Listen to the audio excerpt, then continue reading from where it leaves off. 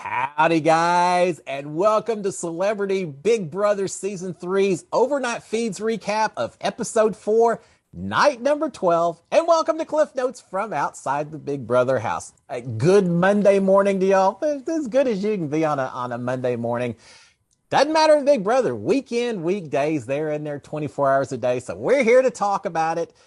We had an episode last night that we'll talk about, and then the overnight feeds themselves. Now, I gotta say, these episodes normally I know all the spoilers. I know who's won the HOH, the vetoes, some of the conversations, things like that. So lots of times the episodes, it's more just a chance to actually get to see some of the competitions that we didn't get to watch on the live feeds.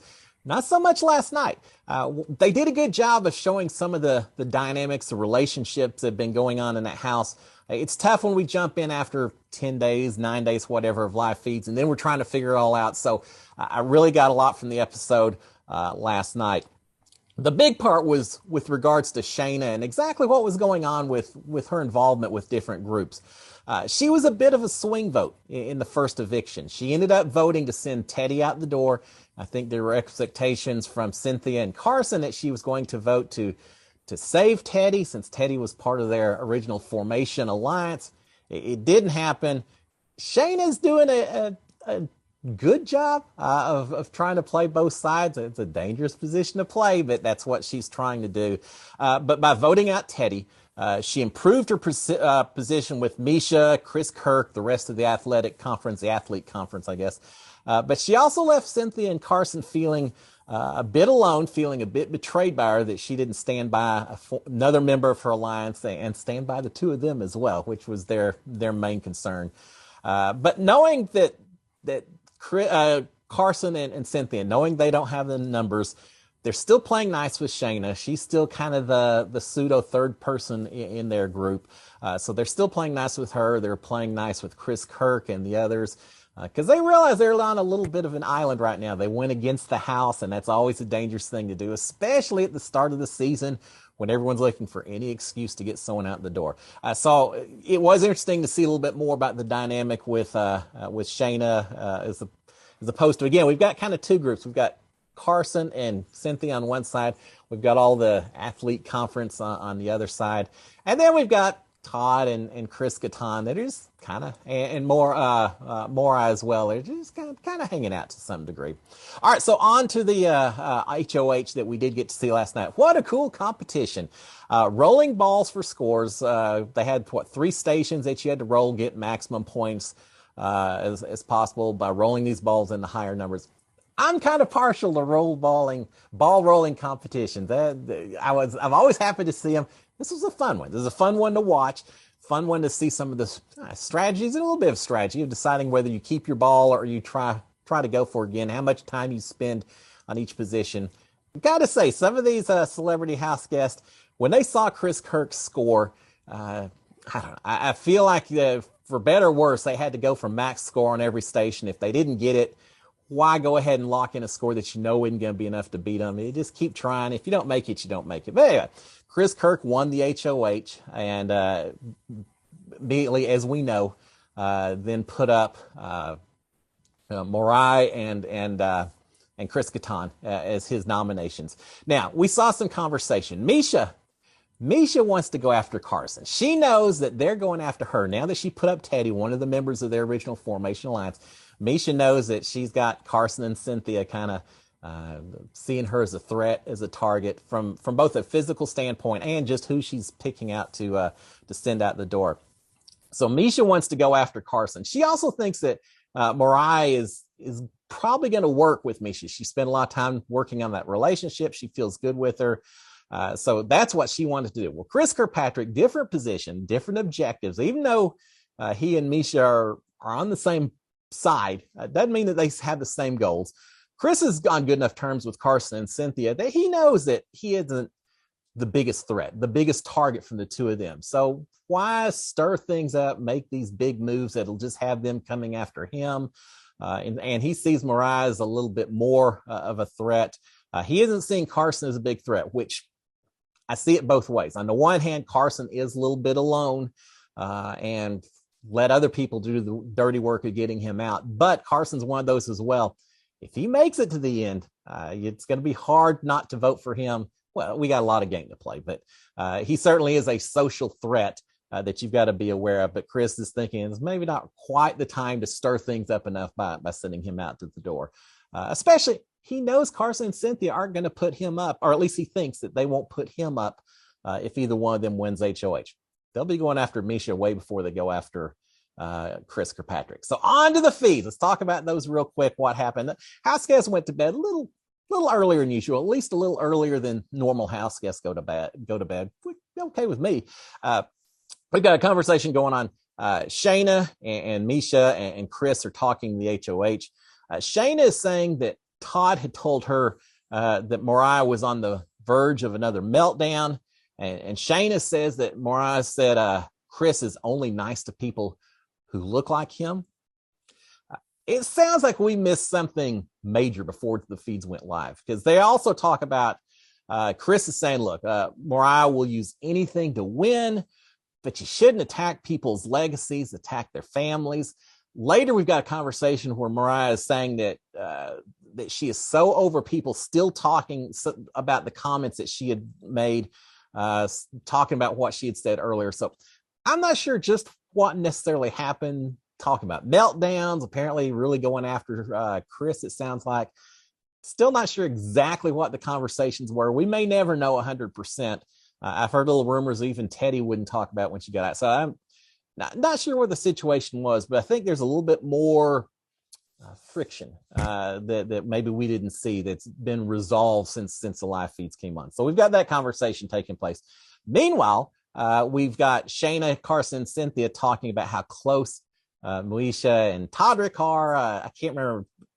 Misha was feeding Todrick in the kitchen or vice versa. They think that's a little creepy, but just more indication about just how tight these two are. Yeah, they are in the final two.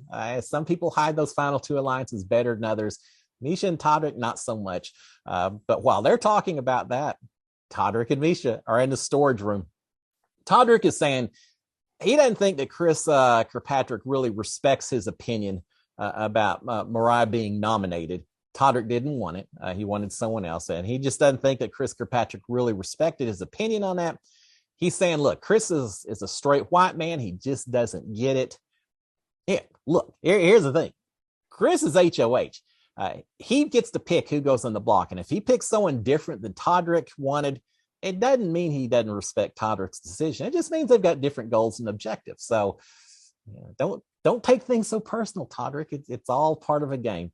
But they're a little peeved at the choices that Chris Kirkpatrick made. Again, they're all in the same alliance, but they're not quite gelled just yet as far as where they want to go.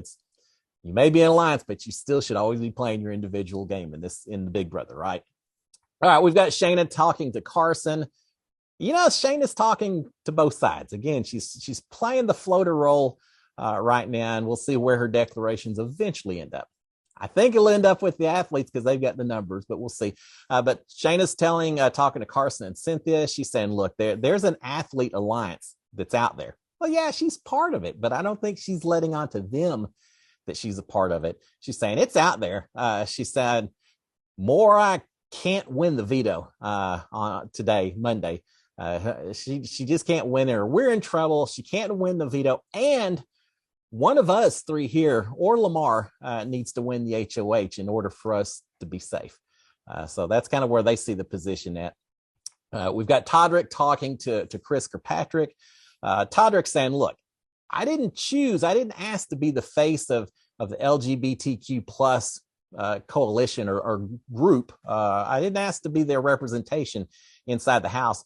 But now I feel like I have to make decisions based on kind of being that representative in here.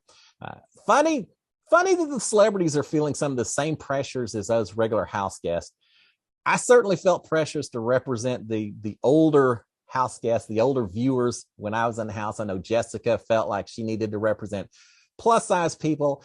We all have these pressures of what expectations are coming in. And the celebrities are feeling it just like the regular house guests. They're feeling some of the pressures as well that we'll talk about in a second. We've got Maury has come into the backyard and turned on the propane fireplace. They're talking about, does it smell funny or not? All I got to say is we had two fire pits during my season of Big Brother. One in the backyard that would have been so great on a cool evening to turn on that fire. They didn't allow any open flame for us. The celebrities, a little bit different rules. So they get a little propane fireplace, which sounds pretty good to me. We got Mariah telling Chris that she's emotionally spent, that there's no one in the house that she can be herself with, that she's just over all of it. Talking about that she can't be herself with anyone. And Chris says, look, you can be yourself with me. And she says, yeah, I even messed that up. Again, referencing or hinting at something that may have happened before the live feeds came on. So they're talking about that. Mariah talking to Lamar. She told Lamar that the backyard is open until 6 a.m. This morning. Now, here's the thing. They've got kind of a smaller backyard that's open a lot longer than we had during our season of Big Brother. And that allows them to be outside even while stuff's being worked on, getting ready for the competitions and all that. Apparently, they had the backyard little short area until 6 a.m. this morning, and then even that got shut down while they made final plans for the veto competition, which should be taking place today. I believe today will be the veto. And maybe that's why the house guests went to bed a little bit earlier, most of them, a little bit earlier because of that. We've got Chris Kirkpatrick, Todrick, Mariah talking. Chris Kirkpatrick is saying that fear changes the actions that you take in the house. Yeah, I understand that. Todrick is saying that he has been in rooms where people made eye contact with everyone but himself. Yeah, I've been through that as well.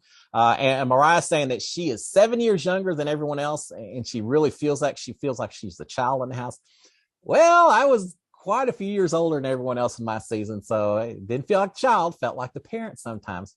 A few people felt needed a parent in that house to feel like at times. But yes, as I said before, these celebrity house guests are going through the same pressures, the same paranoia and everything else that us regular folks went through as well. I kind of like seeing that. I certainly can empathize with each and every one of those comments. And finally, we've got Todrick talking to Mariah. She's really feeling down, and Todrick's doing everything he can to inspire her, to fire her up, to get her to fight, saying, yeah, you can't roll over. You just have to go after this thing the entire way through. And here's what I really like about what Todrick told Mariah. He said, look, it's just a game.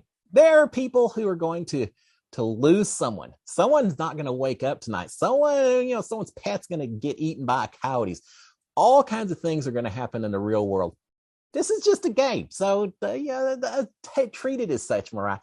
I think that's important. You get so focused while you're in that house on just what is going on in that house and what you can do to survive and everything else. It's easy to forget that it's its own little bubble. It's a gameplay that's done on TV just to entertain people. It's not the real world, and you shouldn't get too worked up about it. But we all do. So there you have it, guys. Everyone's in bed by around 12:30 or so, Big Brother time.